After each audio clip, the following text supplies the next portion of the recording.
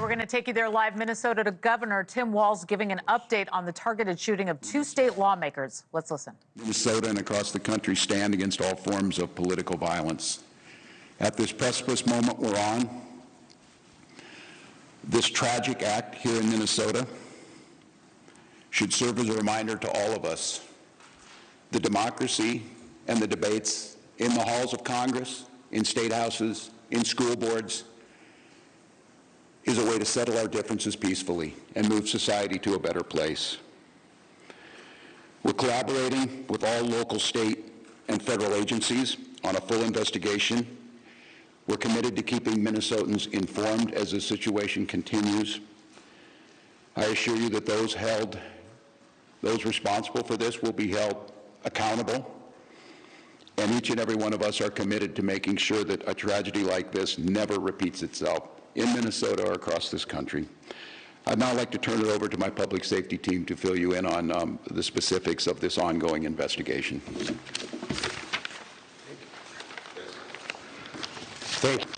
Thank you, Governor, and thank you, everyone, for being here today. My name is Drew Evans, and I'm the superintendent at the Minnesota Bureau of Criminal Apprehension. I want to start by just expressing our deepest sympathies to the communities, the family, the friends, and everybody that cared about the individuals that were gunned down today. When we have individuals like this in our political leadership, they're not only political leaders, but they're members of the community, well-known members of the community, that the tragedy in a situation like this is not only for them, their friends and families, but us collectively, the communities they represent, us as a state of Minnesota as a whole. About 2 a.m. this morning, there was an original call in the city of Champlin where there was an individual that had shot Senator Hoffman and his wife. Police responded to that location. They were dealing with that and working through that process overnight.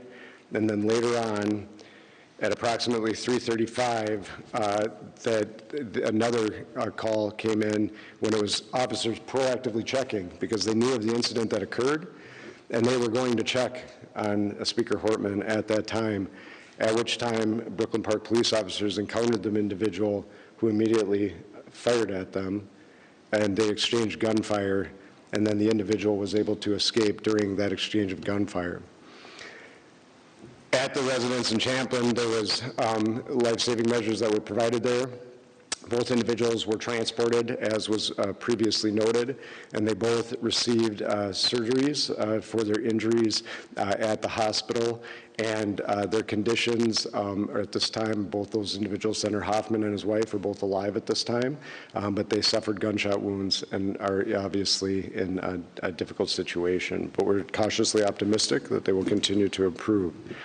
At this time, it is a very active scene still, as you've seen. The Brooklyn Park Police Department, along with other members, the Hennepin County Sheriff's Office, State Patrol, FBI, BC, and many others are actively engaged in a manhunt for the individual that we believe is responsible for this. And so we'll be sharing the identity with those individuals as this progresses, but I'm going to caution you, I know there's going to be a ton of interest in this. We're not at the position we can do that as we're actively searching for that individual.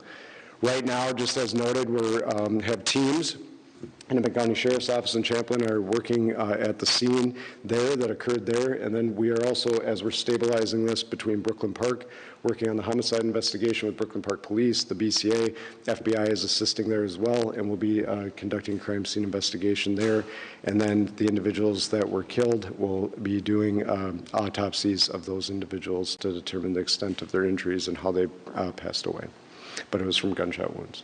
At this time, I will answer questions after Commissioner of Public Safety Bob Jacobson speaks, but we'll be happy to take a few questions.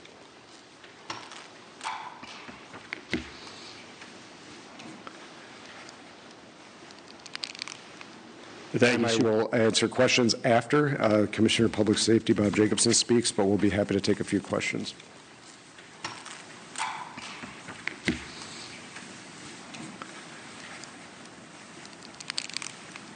Thank you, Superintendent Evans. My name is Bob Jacobson. It's my honor to serve as the Commissioner of Public Safety for the state of Minnesota.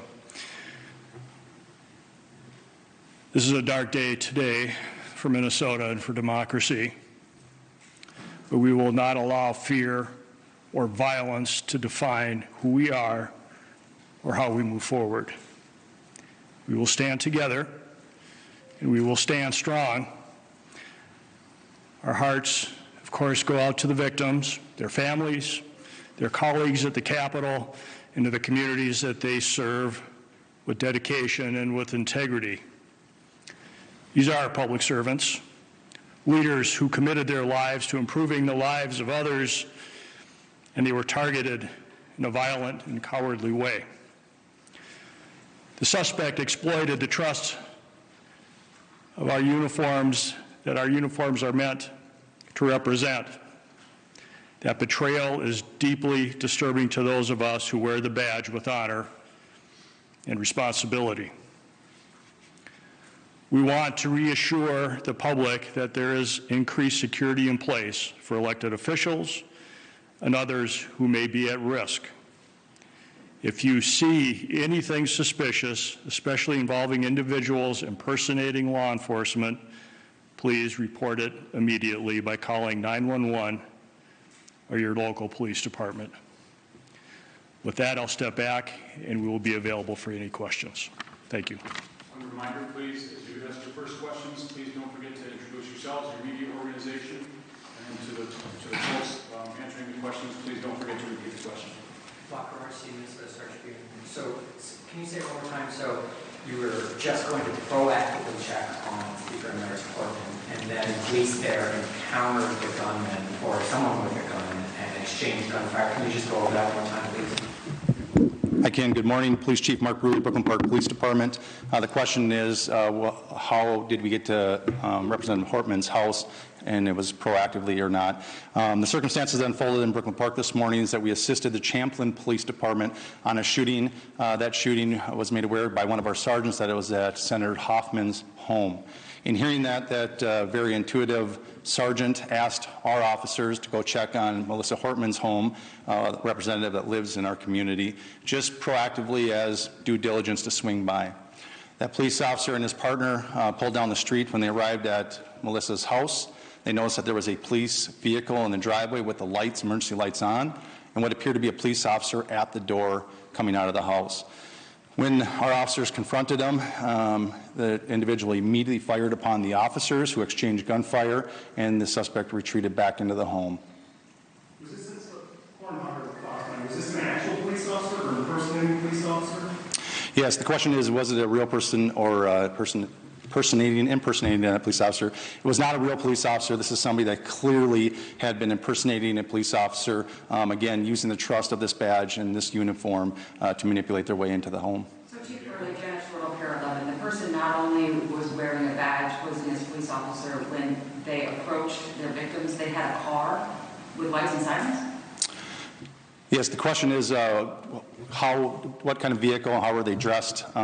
They did drive a vehicle that looked exactly like an SUV squad car. It was equipped with lights, emergency lights that looked exactly like a police vehicle. And yes, they were wearing a vest with taser, other equipment that would, a badge very similar to mine, that no question, if they were in this room, you would assume that they are a police officer. Chief of the can you describe the moments after that played out? You said the person went into the home, and then can you help us understand the next 10, 15 minutes of how we got from where we're at now?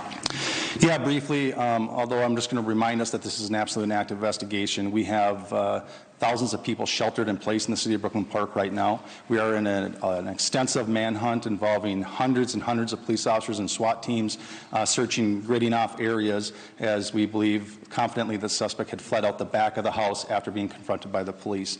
Very briefly, after the officers had exchanged gunfire and the suspect retreated into Melissa's home, they immediately went up to the threshold and looked in and seen a male that was down, clearly had been struck by gunfire. They made limited penetration, grabbed a hold of the male and drug him out to safety to attempt first aid. However, he was pronounced dead shortly after that. At that point, the officers surrounded the house, got additional resources and SWAT resources, and then ultimately went in with a drone identifying a female in the home.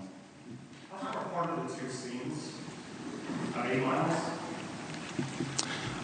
I would say, yeah, somewhere around 5 or 6 miles apart.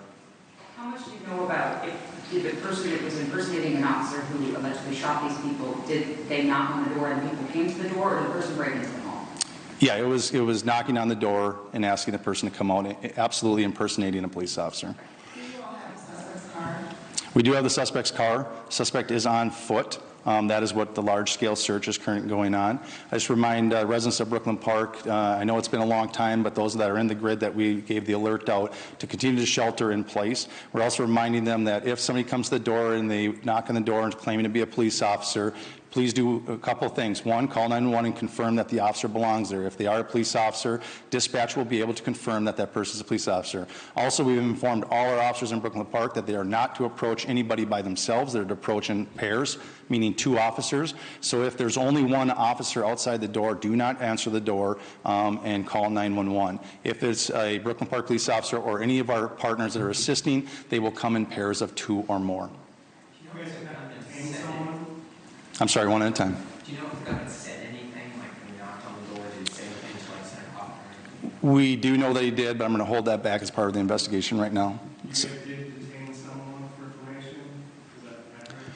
This is a very large-scale search, so we have detained several people and questioned them, but we do not have anybody in custody at this time. I know you may not want to identify that person publicly, but have you privately identified this suspect? We have people of interest that we are looking for. Other than that, these are 2 Democratic lawmakers. Is there anything else to suggest that this is politically motivated? Again, I'm going to hold back most of the information. This is part of the investigation that we completed. This is rapidly evolving, just occurred a few hours ago, and we're trying to sort it out. We have partners from the FBI, the BCA, the Henry County Sheriff's Office, and almost every suburban agency in our community helping us with this. So it's very complex and working on it. What I will tell you, when we did a search of the vehicle, there wasn't a manifesto that identified many lawmakers and other officials. We immediately made alerts to the state who took action on alerting them and providing security where necessary, and that's about, I'll stop there. Chief, thank you very much. We're going to take one more question. True with the BCA, can I ask just, you use the word targeted, and that's kind of along the lines of Michelle's question in terms of politics, Democrats, and Republicans. These are both Democratic lawmakers. You said the word targeted, so targeted because they're politicians or targeted because they're Democratic politicians? So the question is were they targeted, and when I use the term, why am I using the term? As Chief Bruley noted, there was a list of individuals, and the individuals that were targeted in this situation were on that list. And so when we're looking at that, as Chief Bruley said, it's far too early in the investigation to be able to provide information, but I do think we'll be in a position where we'll be able to develop the motivation behind these attacks, and we'll be able to provide more information as this unfolds. And so that's part of the reason we're using it, is I think there's some preliminary information that is telling us kind of where this is headed, but we need a lot more work done by all the teams that are here working on that to be able to provide that with you with a degree of accuracy. Thanks. Thank you. Quite a few. Yeah, we're good. Thank you. Yep, hold on. Colonel, do you want to talk about the rally at the Capitol? Good morning, Colonel Bogoyevich with the State Patrol. We are aware of the demonstrations across Minnesota, including the Capitol and across the nation. We will work with our state partners and our local partners to provide security and safety for those that attend. Christy Miller, Pioneer Press, can you confirm that you will have a sniper station at the Capitol today? The question was, will we have a sniper at the Capitol? We don't discuss our security plans on the Capitol grounds. Colonel, thank you. Okay, thank you very much, everybody, for being here. We will, I think you do have, and if you haven't, let me know, but we do have a place where you can send inquiries for either interview requests, information requests. We have our State Emergency Operations Center set up. If you need information on how to make those requests and make sure that we see them, let me know.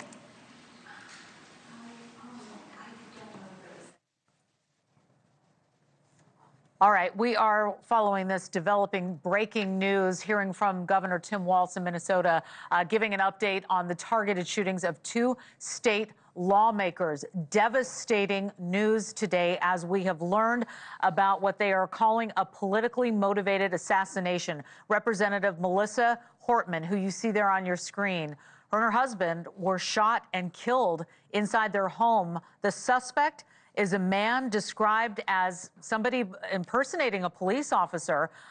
who came to the home with a vehicle that looked like it was a police vehicle, knocked on the door, somehow got to them, shot them both. And that was after we had Minnesota Senator John Hoffman and his spouse shot. Both are said to be at the hospital right now. So this is a manhunt that is underway. This is a very serious situation. Shelter in place going on in this region. Thank you for watching. Subscribe below and download our NewsNation app right now on your phone, and you will get fact-based, unbiased news for all Americans.